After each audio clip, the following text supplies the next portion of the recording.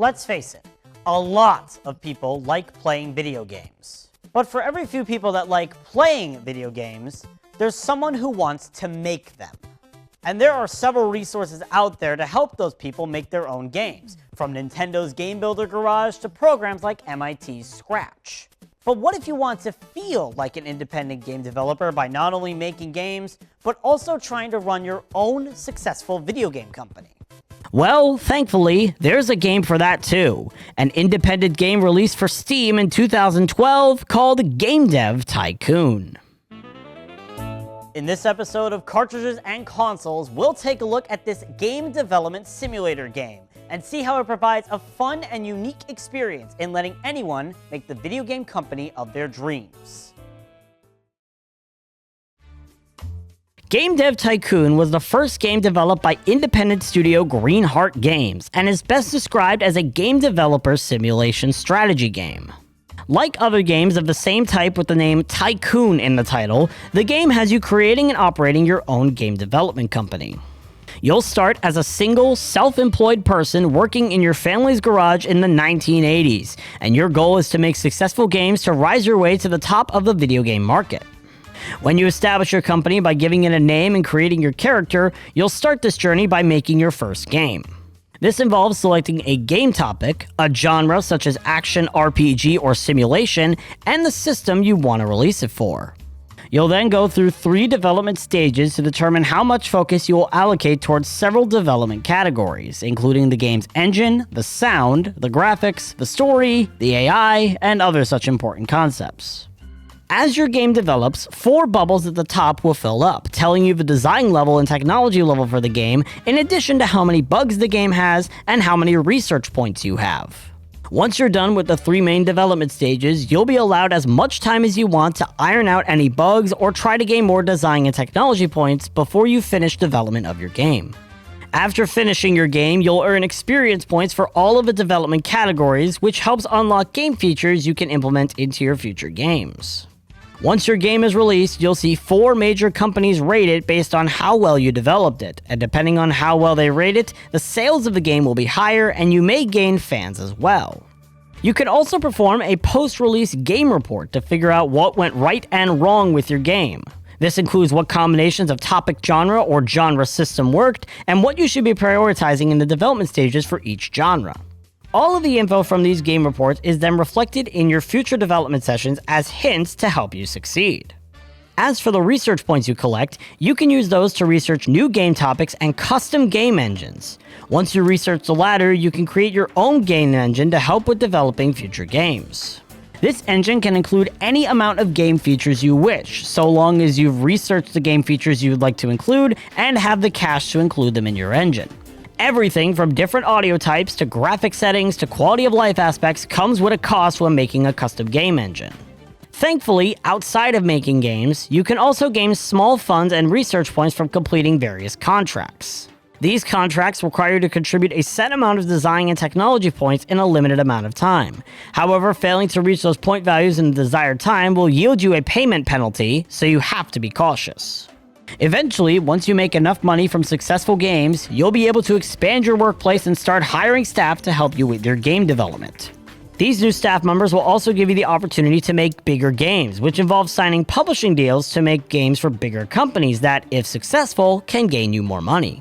As the in-game months and years progress, new systems that are cleverly renamed to avoid copyright will hit the market, and you'll have various events come up, such as game development expeditions like G3, market trends dictating what game types are trending, and other special events where you have to make a choice to hopefully put your company in a better place overall. Now, there's a lot of strong points this game has, with the biggest factor being the amount of replayability present. It's a similar game to other types of simulator-sandbox games like Roller Coaster Tycoon or City Skylines in that the player has loads of potential with near limitless bounds on what you can do. However, Dev Tycoon stands out in that no 2 playthroughs of the game will be the same. There are lots of different approaches to making a single game, and your scores for every game you make can vary depending on the approach you take. You'll almost never get the same score for the same game genre combination twice in a row. Plus, you can determine how your company is run.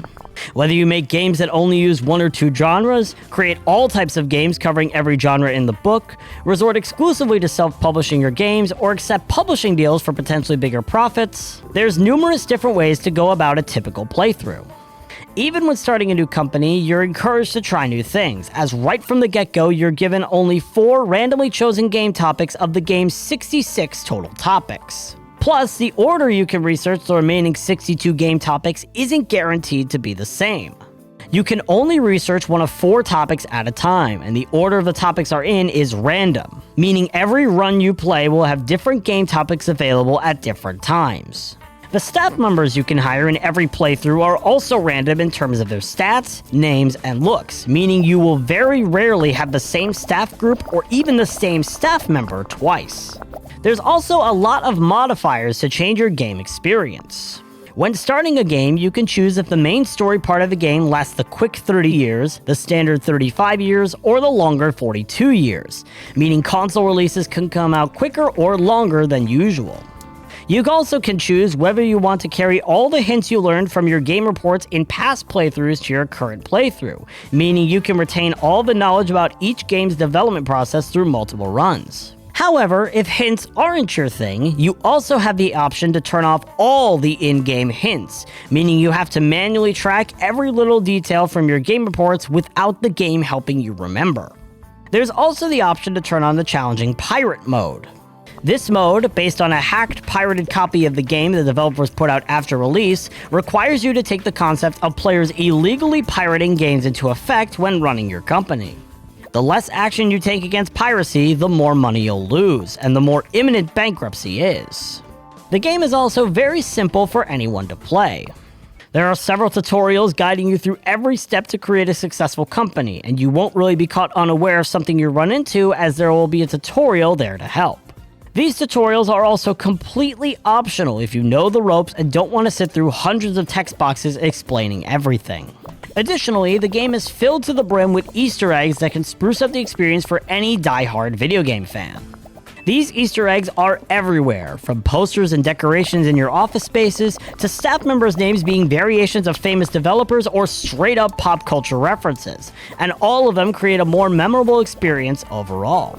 There's even one clever Easter egg which involves you receiving a message from Dave Johnson of Departure Science, not to be confused with Cave Johnson of Portal's Aperture Science, who wants you to put his trademarked red exploding barrels in a specific video game. If you do it correctly, he congratulates you with cake. And don't worry, it's not a lie. Lastly, the game also has a handful of achievements you can obtain. From simple ones such as sell 1 million copies of a self-published game or take a while to come up with a perfect video game name, to something as complex as trying to obtain an 11 out of 10 rating, you'll have a lot to work through if you want to obtain every achievement Game Dev Tycoon has to offer. Now, with how good the game is comes some things that may hinder the experience. One slight flaw revolves around the topics and genres you choose from. These topics and genres can be seen as a bit basic or limiting, and what may seem like a good game genre or genre system combination on paper may be a horrendous decision according to the game. For example, there are several game topics, including game dev, government, superheroes, and transport, that have only 2 genres that count as at least a good combination. Meanwhile, the strategy genre only works well on 6 systems of the game's 29, meaning over 80% of all systems you go through won't be suitable for strategy games. Speaking of systems, there are a few systems that are not present at all in the vanilla game. Now, some of these exclusions make sense, like the unpopular Sega Saturn and Nintendo Virtual Boy, or any upgraded versions of the Game Boy, the PlayStation Portable, and the DS.